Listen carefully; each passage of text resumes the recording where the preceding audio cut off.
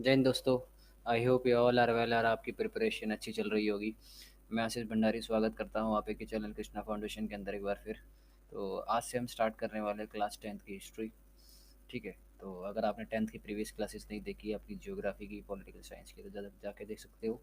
तो हमने complete playlist बना दी गई है, जाके आप विजिट कर सकते हैं। और चैनल पर नए हैं तो चैनल को जरूर जाके देखिए, लाइक कीजिए और शेयर कीजिए अपने दोस्तों के साथ, और सब्सक्राइब करना ना भूलें।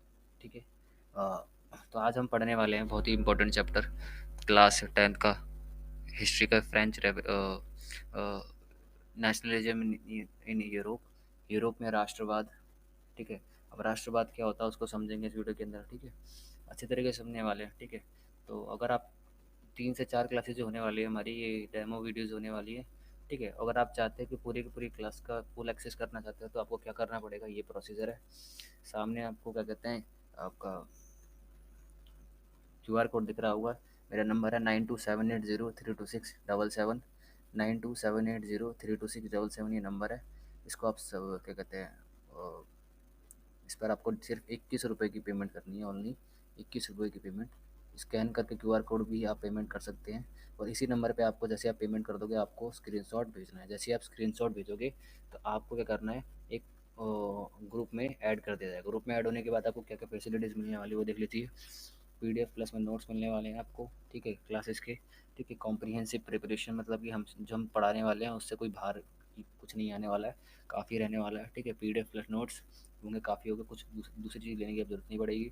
माइंड मैप कहने का मतलब ये है, जो हमने पढ़ाया उसको आप पढ़ने के बाद तो उसकी रिवीजन कराने के लिए माइंड मैप बना दिया जाता है। रिकॉर्डेड लेक्चर, सारे के सारे लेक्चर्स होने वाले हैं, रिकॉर्डेड फॉर्म में होने वाले हैं। ठीक है, आप आराम से कहीं भी बैठ के एक्सेस कर सकते हो। वन टाइम पेमेंट करनी है, सिर्फ आपको सिर्फ 21 रुपये की वन टाइम पेमेंट करनी है। और मेरी पर्सनल गाइडेंस के साथ आपको क्लासेस मिलना शुरू हो जाएगी। सामने आपको मेरी एजुकेशन क्वालिफिकेशन दिख रही हो, ग्रेजुएशन कर रखा है मैंने दिल्ली यूनिवर्सिटी से। ठीक है, PG कर रहा हूँ मैं AMU से, अलीगढ़ मुस्लिम यूनिवर्सिटी से, masters in history. 5 year experience है समझ का इसका, टीचिंग लाइन का। ठीक है, चलिए स्टार्ट करते हैं अपनी क्लास। सामने आपको स्क्रीन पे स्लाइड दिख रही होगी। ठीक है, तो हम पढ़ेंगे यूरोप में राष्ट्रवाद। यूरोप में राष्ट्रवाद कैसे युद्ध हुआ। राष्ट्रवाद का मतलब क्या होता है, देखो। राष्ट्रवाद का मतलब होता है राष्ट्र प्लस में वाद, वाद का मतलब होता है वाद संवाद। राष्ट्र मतलब किसी देश की बात हो रही है, वाद भावना की बात भी हो सकती है। ठीक है, विचारधारा भी हो सकती है। ठीक है, राष्ट्र के प्रति क्या कहते हैं, कुछ भावना उत्पन्न होना। ठीक है, जब अंग्रेज भारत में आए तो भारत के अंदर क्या था, एग्जाम्पल देंगे, राष्ट्रवाद नहीं था। भारत के लोगों के अंदर एकता नहीं थी। ठीक है, मान के चलिए एक ऐसी भावना होती है जैसे आपको कोई मार दे, आपको चिढ़ाए। ये मान के चलिए, जब आप इंडियन क्रिकेट मैच देखने जाते होगे या टीवी पे देखते होगे, जब इंडिया का मैच आता होगा ना, तो आप इंडिया के लिए बहुत उत्सुक होते होगे। क्यों? कि आपके अंदर वो राष्ट्रवादी भावना है, अपने देश के लिए कुछ करने की। ठीक है, उससे आपको प्यार है। तो यही प्यार, यही देश प्रेम, यही सोच क्या कहलाता है, आपका राष्ट्रवाद कहलाता है।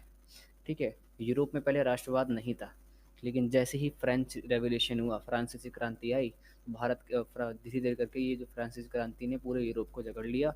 और क्या कहते हैं, फ्रांस के विभिन्न देशों के अंदर राष्ट्रवादी भावनाएं उत्पन्न होने लगी, अपने देश के प्रति प्यार जागने लग गया। क्या हुआ था उसको हमने पढ़ा था। अगर 9th क्लास में आपने नहीं देखी फ्रेंच रेवोल्यूशन, तो जाके देख सकते हो, मैंने अपलोड कर दी है वीडियोस, प्लेलिस्ट में है वो।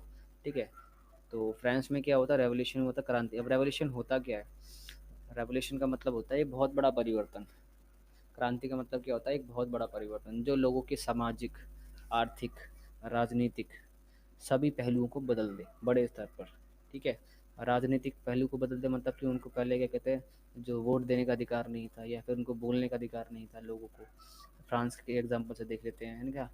ठीक है, और आ, उनको बोलने का अधिकार नहीं था। ठीक है, मतदान करने का सभी को अधिकार नहीं था। ठीक है, बहुत सारे विशेषाधिकार दे रखे थे कुछ लोगों को। ठीक है, ये असमानताएं थी, तो इनको ख़त्म करके समानता लेके आए, ये होते हैं राजनीतिक परिवर्तन। आर्थिक परिवर्तन समझ पा रहे हो, आर्थिक परिवर्तन में क्या था, जितने भी प्रकार के कर थे फ्रांस के अंदर, क्या कहते हैं, वो किसको भरना पड़ता, 3 स्टेट, थर्ड स्टेट को। ठीक है, तीसरे वर्ग को। फ्रांस के अंदर 3 तरह के लोग हुआ करते, फर्स्ट स्टेट, सेकंड स्टेट और third state.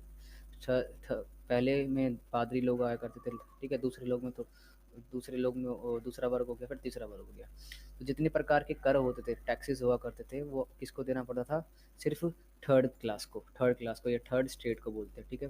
First state, second state और थर्ड, इन दोनों को नहीं देना पड़ता। टाइथ और टाइल, दो तरीके के टैक्स हुआ करते थे फ्रांस के अंदर, वो किसको देना पड़ता था? सारे के सारे थर्ड स्टेट को, ठीक है। और इनको किसी भी तरीके का अधिकार नहीं था, वोट देने का अधिकार नहीं था, ठीक है, बहुत सारे अधिकार नहीं थे, ठीक है। तो इन अधिकार ये अधिकार नहीं, तो इन अधिकारों, फ्रांसीसी क्रांति ने क्या कर दिया, इन अधिकारों की फ्रांस के अंदर मांग उठी और ये अधिकार लोगों को मिले, ठीक है। इसकी भी कुछ सीमाएं थी, आगे जाके समझेंगे, ठीक है। सामाजिक परिवर्तन मतलब कि समाज का जो ढांचा था, ठीक है, सामंतवादी ढांचा था फ्रांस के अंदर। सामंत हुआ करते थे जो राजा के पक्ष में हुआ करते थे। सामंत ये मान के चलिए, ये को भूमि हो गई, इसको बोलते थे फ्यूडल सिस्टम, भूमि होगी। यहाँ का एक बहुत बड़ा क्या कहते हैं, इसका कोई मालिक हुआ करता था। यहाँ पर बहुत सारे किसान काम करते थे, ठीक है। और जो फ्यूडल हुआ करता था, बहुत ही पर नाइट्स जिसको बोला करते थे, ये जो हुआ करते थे, क्या कहते हैं, ये बहुत ही इंपॉर्टेंट व्यक्ति था, ठीक है। तो राजा को युद्धों में जरूरत पड़ती थी तो राजा की ये मदद भी किया करते थे, और राजा इनको क्या करता था, अपना आश्रय प्रदान करता था, ठीक है। राजा इनको बहुत सारे अधिकार भी देता था, ठीक, इनकी मदद भी करता था, मतलब आपसी लेन देन चलता था। और छोटे मोटे किसान इनके खेतों में काम किया करते थे, और खेती खेती यहाँ पे किया करते थे, और जब फसल होती थी तो कुछ भागे रख लिया करते थे। तो इनके पास बहुत सारा पैसा था, तो इनके पास बहुत सारे अधिकार भी थे। सामंतवादी व्यवस्था, ठीक है, लोगों का शोषण भी किया करते थे लोग, ठीक है। तो बहुत सारे, तो ये सामंत जब फ्रांसीसी क्रांति आई, तो फ्रांसीसी क्रांति के बाद सामंतवादी व्यवस्था मतलब फ्यूडल सिस्टम को अच्छी तरीके से ख़त्म कर दिया गया, ठीक है। तो सामाजिक, आर्थिक, राजनीतिक, इन तरीके का पूरा परिवर्तन फ्रांस के अंदर लाया, वो कहलाई थी फ्रांसीसी क्रांति, ठीक है। तो फ्रांसीसी क्रांति के बाद, फ्रांसीसी क्रांति के साथ बाद क्या हुआ, साथ ही क्या हुआ था, लोगों के बीच में राष्ट्रवादी भावनाएं आने लगी, लोगों को अपने देश से प्रेम आने लग गया था। क्यों? देखो, जब देश से आपको प्रेम कब आता है, देश से प्रेम जब आपको होगा जब देश के अंदर आपको अधिकार मिलेंगे, अच्छी सुविधाएं मिलेगी, ठीक है। बहुत सी ऐसी भी नहीं है, मतलब देखो, इन ये चीज़ें फैक्टर जो है बहुत इंपॉर्टेंट होते हैं, कारक जो होते हैं, लेकिन राष्ट्र की भावनाएं, जैसे बहुत से लोग होते हैं, क्या कहते हैं, उनका देश बहुत पिछड़ा होता है लेकिन वो अपने देश से बहुत प्यार करते हैं। क्यों? उनका जन्म वहाँ पे हुआ है, वो मरेंगे भी वहीं पे, ठीक है। उनको पता है कि अगर उनको, उनकी मातृभूमि है वो, तो इसलिए उससे बहुत प्रेम करते हैं। तो यही क्या है, आपकी राष्ट्र के प्रति भावना, ठीक है। तो कुछ इंपॉर्टेंट फैक्ट्स हैं, उनको समझ लेते हैं। समझ में आ गया आपको? आज मैं ज़्यादा कुछ नहीं पढ़ाऊँगा, इंट्रोडक्शन क्लास है, तो सामने आपको ये जो फ्रेडरिक सरियो कौन थे, क्या कहते हैं, फ्रांसीसी कलाकार थे, उन्होंने 4 चित्रों की एक श्रृंखला बनाई थी इसमें। तो फ्रेडरिक सरियो ने फ्रांसीसी क्रांति में बहुत बड़ी भूमिका निभाई थी, अपनी क्या कहते हैं, अपनी कला का यूज़ करते चित्रों के माध्यम से जागरूकता फैलाने में, ठीक है। बहुत से कार्य काम किए थे, उनको राष्ट्रवादी भावनाओं को फैलाने में उन्हें बहुत बड़ा योगदान रहा था फ्रेडरिक सरियो का, ठीक है। 1948 में एक फ्रांसीसी कलाकार फ्रेडरिक सरियो ने 4 चित्रों की एक श्रृंखला बनाई। इसमें अपने सपनों की एक संसार रचा जो कि उनके शब्दों में जनतांत्रिक और सामाजिक गणतंत्रों से मिलकर बना था, ठीक है। तो उन्होंने एक चित्र बनाया था, 4 चित्रों की श्रृंखला, उसमें क्या कहते हैं, उसमें क्या-क्या दिखाया गया था, जनतांत्रिक, सामाजिक, लोक गणतंत्रों को मिलकर बना था। इस श्रृंखला से पहले चित्रों में यूरोप और अमेरिका के लोग दिखाए गए थे। सभी उम्र में सामाजिक वर्गों के स्त्री-पुरुषों और एक लंबी कतार में स्वतंत्रता की प्रतिमा की वंदना करते हुए दिखाए हुए हैं। मतलब कि इस चित्र में क्या है, चित्र आपको दिखाता हूँ, अभी रुक जाइए, ठीक है, आपको दिखाता हूँ, 2 सेकंड रुकिए।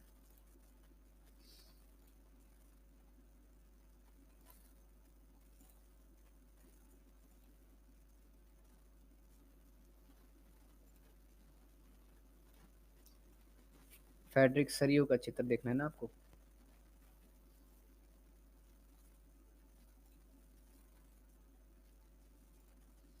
अभी अपलोड करता हूँ, 2 सेकंड देखिएगा। हाँ, ये था।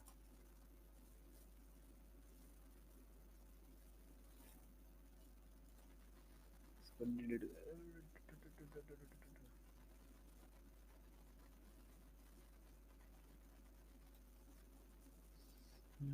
2 सेकंड रुकिए, वो चित्र दिखाता हूँ आपको मैं।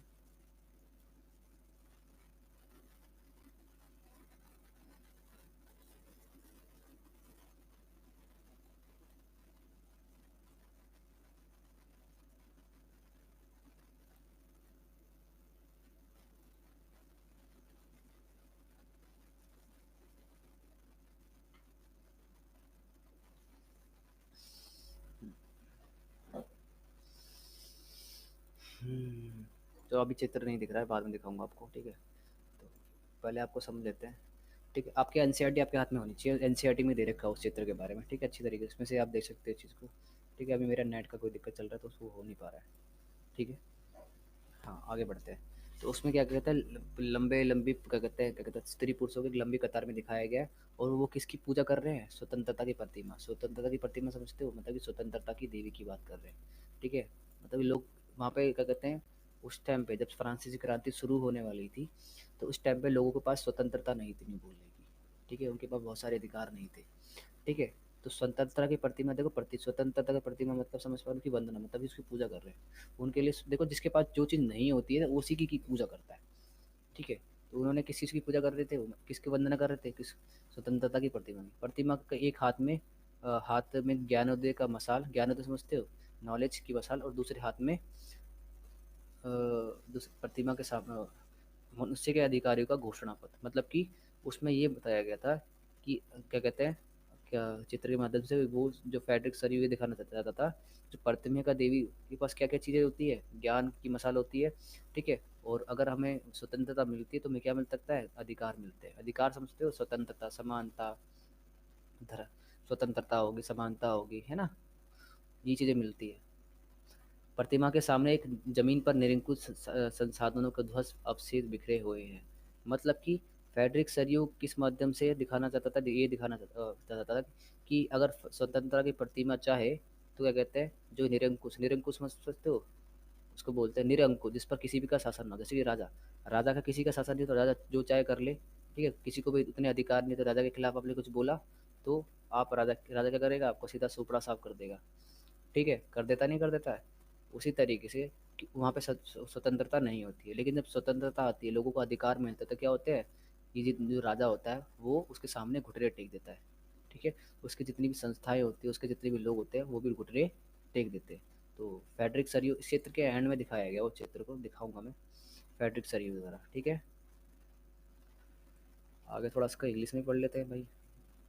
In 1948, the Frederic Soriot, a French artist, prepared a series of prints visualize his dream of the world made of democratic and social republic। मतलब कि उसने अपने चित्रों के माध्यम से किसकी कल्पना की थी, उसने अपने चित्रों के माध्यम से एक ऐसे संसार की, जो एक ऐसे देश की वर्ल्ड की रचना की थी जो डेमोक्रेटिक था। डेमोक्रेटिक मतलब लोकतंत्र, जहाँ पे क्या है, लोगों को अपने प्रतिनिधि चुनने का अधिकार था। मतलब कि लोग तय करेंगे उनके साथ कैसा शासन करना है, लोग फैसले लेंगे अपनी जिंदगी के, ना कि राजा फैसला लेगा। सोशल रिपब्लिक, गणतंत्र मतलब समझते हैं लोगों का तंत्र, लोग लोग शासन चलाएंगे आप। ठीक है, the first print shows the people of Europe and America. मतलब कि इसमें दिखाया गया था जो अमेरिका और पीपल के, जो अमेरिका और यूरोप के लोग हैं, इसमें आपकी महिला भी है, मेंस भी है और वुमेन भी है। वो क्या कहते हैं, एक लंबी सी of all ages of social classes, तो सभी लोग, सभी सभी उम्र के लोग हैं। ठीक है, साथ साथ में कौन है, सभी क्लासेस के बच्चे, चाहे अमीर है चाहे गरीब है। मार्चिंग इन लॉन्ग ट्रेन, मतलब कि एक पीछे से लंबी कतार में लगे हुए हैं। ठीक है, offering homage to this statue of liberty, मतलब कि जो क्या कहते हैं स्वतंत्रता की देवी है, उसके सामने क्या कर रहे हैं, उसको हम याद कर रहे हैं, या फिर उसके सामने अपना मस्तक नीचे झुका रहे हैं, या उसको सम्मान दे रहे हैं। ठीक है, the statue bears a torch of enlightenment.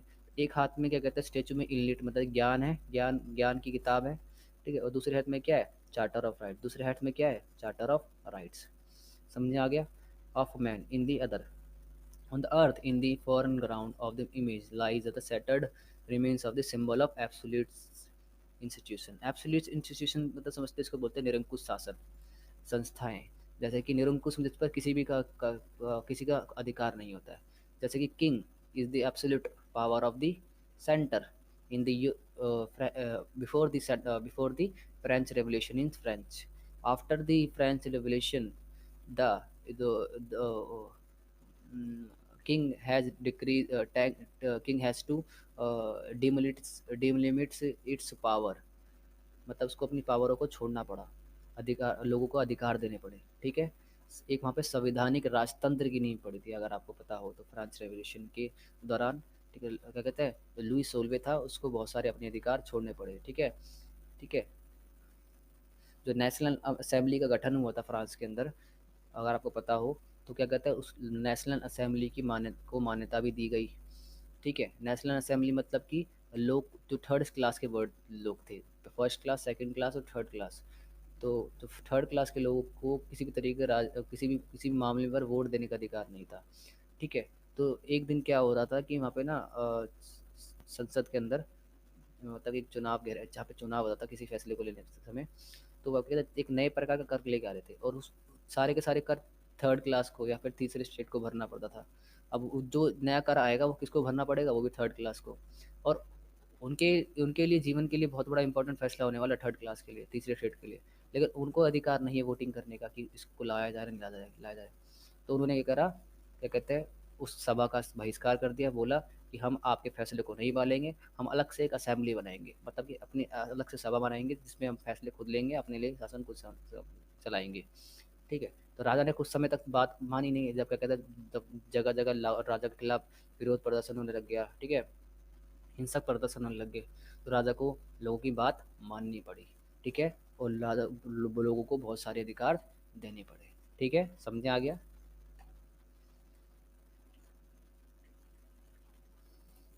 ठीक है। 1789 फ्रांसीसी क्रांति। 1789 में फ्रांसीसी क्रांति तो राष्ट्रवाद की पहले स्पष्ट अभिव्यक्ति 1789 में कब हुई थी? फ्रांसीसी क्रांति में। तो फ्रांसीसी क्रांति के बाद क्या हुई थी फ्रांस के अंदर, क्या हुई थी? राष्ट्रवाद समझ पा रहे हो? तो राष्ट्रवाद का जो उदय होने का कारण था वो क्या था? फ्रांसीसी क्रांति फ्रांस के अंदर। और ये फ्रांसीसी क्रांति की जो लॉ थी पूरे के पूरे कहाँ पे कहाँ फैल गई? पूरे के पूरे यूरोप के अंदर। ठीक है। फ्रांसीसी क्रांति से जो राजनीतिक और संवैधानिक बदलाव हुए उनसे प्रभु सत्ता राजतंत्र से निकालकर फ्रांसीसी नागरिकों के समूह में हस्तांतरित की गई। मतलब कि फ्रांसीसी क्रांति में क्या हुआ था? संवैधानिक लोकतंत्र की नींव पड़ी थी, जिसके कारण क्या हुआ? फ्रांस के राजा को अपने बहुत सारे अधिकार त्यागने पड़े और संवैधानिक लोकतंत्र राजतंत्र की नींव पड़ी। मतलब कि संविधान जो राजा के अधिकार थे उसको कार्यपालिका, न्यायपालिका और विधान पालिका के अंदर बांट दिया गया था। ठीक है। अब क्या कहते हैं, जो राजा फैसला लेगा वो किसके आधार पर लेगा? ठीक है, वो किससे मिलकर लेगा? विधान पालिका से मिलकर। ठीक है। और कार्यपालिका उन फैसलों को लागू करेगा और विधान पालिका उन फैसलों की न्यायपालिका उन फैसलों की जांच करेगी। ठीक है। क्रांति ने घोषणा की थी कि जब अब लोगों द्वारा राष्ट्र का गठन होगा वो ही उसकी नियति करेंगे। मतलब कि क्रांति ने क्या की थी, मतलब कि ऐसे राष्ट्र का निर्माण होगा जिसके अंदर, समझ पा रहे हो, जिसमें क्या होगा? लोग ही तय करेंगे क्या करना है क्या नहीं करना, ना कि राजा तय करेगा। तो भारत के अंदर क्या होता है? भारत के अंदर भी लोकतंत्र है। ठीक है। संवैधानिक गणतंत्र बोल लीजिए आप, गणतंत्र है, लोग फैसले लेते हैं। ठीक है। क्यों फैसले लेते हैं? कैसे फैसले? लोग प्रत्यक्ष रूप से फैसले नहीं लेते, अप्रत्यक्ष रूप से तो फैसले लेते हैं। लोग क्या करते हैं? चुनाव के माध्यम से अपने प्रतिनिधियों को संसद में बैठाते हैं, विधानसभा में बैठाते हैं। और वही राज्य स्तर पर क्या कहते हैं, सीएम फैसले लेता है और सरकार उसकी फैसले लेती है। और केंद्र स्तर पर प्रधानमंत्री उसकी क्या कहते हैं, मंत्रिमंडल फैसला लेता है सब देश के लिए। तो चुन के किसने भेजा है? हमने तो चुन के भेजा उनको। ठीक है। तो अब इसी तरीके से क्रांति के बाद क्या हुआ? राष्ट्रवाद फ्रांस के अंदर वो लोग बोलने लग गए कि हम फैसले लेंगे। 19वीं सदी के दौरान राष्ट्रवाद एक ऐसी ताकत बनकर उभरा जिसने यूरोप में राजनीतिक और मानसिक जगत में भारी परिवर्तन लाए। ठीक है। अब 19वीं शताब्दी आते आते 19वीं शताब्दी समझ पा रहे हो? 19वीं शताब्दी के उत्तरार्ध, मतलब कि 1950 के 1850 के बाद तो क्या हुआ था? जो फ्रांस में क्रांति आई, देखो अगर मान के चलिए भारत के अंदर क्या कोई अच्छा काम हो रहा है तो उसके आसपास पर भी बहुत सारा प्रभाव पड़ेगा। चाहे पाकिस्तान हो गया, चाहे अफगानिस्तान हो गया। ठीक है। जैसे अब भारत में आईपीएल होता है तो आईपीएल का प्रभाव पूरे पूरे विश्व में देखा जाता है। आप आपस के जो देश मुल्क है, जैसे कि अफगानिस्तान हो गया, पाकिस्तान, यहाँ पे भी देखा जाता है। ठीक है। यहाँ पे चीज़ देखी जाती नहीं जाती है, उनका प्रभाव बहुत पॉपुलर है वो चीज़ें। ठीक है। उसी तरीके से फ्रांस में जब फ्रांसीसी क्रांति आई, राष्ट्रवाद की भावना आ गई, तो अन्य देशों के अंदर भी राष्ट्रवाद की भावना, अपने देश से प्रेम की भावना आना शुरू हो गया। ठीक है। ऐसी ताकत बनकर उभरा जो यूरोप में राजनीतिक और मानसिक जगत की भारी परिवर्तन ला दी। मतलब कि फ्रांस एक बहुत ही इंपॉर्टेंट शक्ति बन गया था राष्ट्रवाद का। ठीक है। इन परिवर्तनों से तथा यूरोप में बहुस्तरीय राष्ट्रीय वंशीय साम्राज्यों के स्थान पर राष्ट्र साम्राज्य का उदय हुआ। मतलब कि यूरोप में क्या था, बहुत सारे जो देश है, चाहे फ्रांस हो गया, चाहे ब्रिटेन हो गया, चाहे आपका आ, इटली हो गया, चाहे आपका यहाँ पर क्या थे, बहुत सारे राजा हुआ करते थे। जब जब राष्ट्रवाद की भावना आई तो क्या हुआ? इनकी जगह किसने ली? राष्ट्र राज्य का उदय। राष्ट्र राज्य समझते हो? नेशन स्टेट जिसको बोलते हैं, जहाँ पे क्या हुआ, लोग अपने फैसले खुद लेते ना कि राजा फैसले लेता था। ठीक है, राजा को हटा दिया गया या फिर राजा की शक्तियों को कम कर दिया गया। राष्ट्र राज्य न केवल उसके शासकों बल्कि उसके अधिकांश नागरिकों में साझा पहचान का भाव और साझा इतिहास या विरासत की भावना थी। मतलब कि राष्ट्र राज्य क्या था, एक तरीके से जिसको राष्ट्रवाद का छोटा रूप बोल सकते हो, मतलब उसी का एक अंश था, उसी का एक भाग था, या राष्ट्रवाद ही बोल सकते हो। मतलब कि राष्ट्रवाद में क्या होता है, लोग मानते हैं कि उनकी एक साझा पहचान है। मतलब कि मान के चलिए भारत के लोग क्या सोचते हैं, वो सब भारतीय हैं, उनकी एक पहचान क्या है, भारतीय भाव, हम क्या है, भारतीय भावना, साझा इतिहास। जैसे मान के चलिए आप देखिए, चलिए गांधी जी को सब मानते हैं, तो गांधी जी ने बहुत सारे सत्याग्रह चलाए, आंदोलन चलाए, तो ठीक है, तो उनका एक इतिहास रहेगा, तो उनके चलाए गए सत्याग्रह इतिहास को सभी लोग मानते हैं। वो कहता है कि सिर्फ क्या कहते हैं, गुजरातियों को, तो अगर गांधी जी गुजराती थे तो फिर गुजराती थोड़ी ना उनको मानते हैं, पूरा देश उनकी क्या कहता है, उनका सम्मान करता है। ठीक है, विरासत, जो भारत को आज़ादी मिली है, जैसे भारत के एग्जाम्पल के मैं एग्जाम्पल दे रहा हूँ मैं, जो भारत को जब आज़ादी मिली है वो कैसे मिली है, उनकी विरासत थी। ठीक है, बहुत से लोगों ने अपनी बलि दी है ना, शहीद हुए, तब जाके मिली है। ठीक है, उसी तरीके से क्या कहते हैं, यूरोप में भी एक ऐसी भावनाएं आने लग गई थी। ठीक है,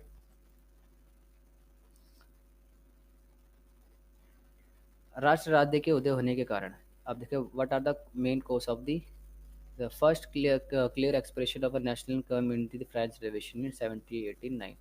1789 में क्या आई थी, नेशनलिज्म की पहली एक्सप्रेशन देखा गया, पहली बार क्या कहते हैं, नेशनलिज्म को महसूस किया गया। नेशनलिज्म क्या होती है, एक ऐसी भावना होती है, क्या कहते हैं, इमोशंस होते हैं, इसकी हमारी क्या होती है, एक इंक्लूसिव आइडेंटिटी होती है।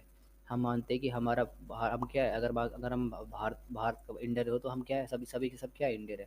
The political and the constitutional changes that came in the wake of the French revolution के कारण क्या हुआ था, जो पॉलिटिकल चेंज आया फ्रेंच के अंदर। ठीक है, साथ साथ क्या हुआ, कॉन्स्टिट्यूशनल चेंज भी आया, राजा की भूमिका को कम कर दिया गया ना, let to transfer to this sovereignty from the monarch to the body of French citizen. मतलब कि जब फ्रेंच रिवोल्यूशन आया, जो संप्रभुता थी, सब संप्रभुता समझते हो, संप्रभुता का मतलब समझते हो, अधिकार मान के चलिए, यहाँ पे का मतलब क्या है, वो शक्ति थी, संप्रभुता मतलब कि एक शक्ति, वो कहाँ शिफ्ट हो गई, वो शिफ्ट हो गई आपके राजा से, राजा से कहाँ शिफ्ट होगी, कहाँ पे, लोगों के, नागरिकों के पास। मतलब कि नागरिक फैसले लेंगे क्या करना है, ये करना है। ठीक है, हाँ, मैं फ्रांस के निर्माता, आप नहीं हो सिर्फ। ठीक है, the revolution proclaimed that it was the people who could henceforth constitute the national nation and the shape of destiny। ठीक है, क्रांति ने क्या करा, लोगों में क्या कहते हैं, एक ऐसी भावना उत्पन्न करी, उसका कहते हैं, उनको जगाया कि क्या कहते हैं, हम हैं जो अपने क्या कहते हैं, देश का निर्माण कर सकते हैं, और उसके उसकी उसकी क्या कहते हैं, डेस्टिनी को डिसाइड कर सकते हैं। During the 19th century, nationalism emerged as the force which brought about sweeping change in the political mental world of the Europe। ठीक है, 19th सेंचुरी में क्या हुआ था, जो क्या कहते हैं, नेशनलिज्म था, वो बहुत ही बढ़ चढ़कर सामने आया। क्यों आया, क्यों, क्या कहते हैं, जब फ्रेंच रेवोल्यूशन हुआ तो क्या हुआ, जो बहुत आसपास के देश थे जहाँ पे लोगों को लगता था कि राजा बहुत परेशान कर रहे थे, फ्रेंच फ्रेंच रिवोल्यूशन जब आया तो फ्रेंच रिवोल्यूशन का कॉज क्या रहा, परिणाम क्या रहा, ये रहा कि फ्रांस के जो फ्रांस का जो किंग था, उसको अपने राइट्स तो कहाँ सौंपने पड़े, कॉन्स्टिट्यूशन के अंदर, नहीं कर लोगों को देने पड़े। ठीक है, उनको लोगों का कहना मानना पड़ा आगे जाके। उसी तरीके से लोगों को जो जहाँ पे बहुत सारे राजतंत्र थे, जहाँ पे भी राजाओं का शासन था यूरोप के अंदर, ठीक है, वहाँ के लोग भी देख देख कर इसको देख कर सीखने लगे, और वहाँ पर भी क्रांति आने लगी। ठीक है, and the result of these changes was the emergence of the national state in the places of multinational dynasty empire. मतलब कि जहाँ पहले क्या होता था, राजा हुआ करता था, अब वहाँ पर क्या किस कहाँ पर आ गया, नेशन स्टेट, मतलब कि एक देश का अस्तित्व है। देश में क्या होता है, देखो डायनेस्टी और एम्पायर और नेशन स्टेट में अंतर क्या होता है, देखो दोनों में अंतर ये होता है, नेशन स्टेट में मेजरली, मतलब कि अधिकांश देशों में क्या होता है, लोग शासन करते हैं, ना कि कोई डायनेस्टी या कोई राजा शासन करता है।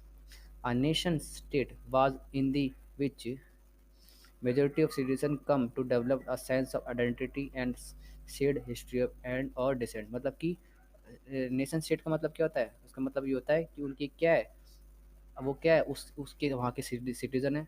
लोग ये मानते हैं कि किसी भी नेशन स्टेट के अंदर, किसी देश के अंदर, राष्ट्र के अंदर, कि हम क्या है, जैसे इंडिया के लोग क्या मानते हैं, हम इंडिया के लोग हैं, ठीक है, उनकी भावनाएं, ठीक है, उनकी अपनी आइडेंटिटी है, कुछ आइडेंटिटी है, ठीक है, और उनका कुछ ना कुछ तो इतिहास है, ठीक है, और डिसेंडेंट्स, मतलब कि आप जैसे मान के चलिए क्या कहते हैं, कोई इंडियन था, वो अमेरिका चला गया, उसके बच्चे पैदा हुए, तो वो आज भी इंडियन ही कहलाएंगे। उनकी क्या कहते हैं, उनके अंदर राष्ट्रवादी भावना किस तरीके की रहेगी, इंडिया की। जब इंडिया का मैच होता होगा फुटबॉल के अंदर, कभी होगा वर्ल्ड कप में कभी हो अमेरिका से, तो अमेरिका के अंदर जो इंडियंस होगा वो किसका साइड लेंगे, मेजरली इंडिया का साइड लेंगे। क्यों? क्योंकि उनकी भावनाएं किससे जुड़ी हुई है, भारत से। Reason for the rise of nationalism in Europe, ठीक है, तो इसको हम पढ़ेंगे कल, ठीक है, तो आज के लिए इतना ही काफ़ी है, ठीक है, तो जय हिंद, जय भारत, मिलेंगे अपनी नेक्स्ट वीडियो के अंदर।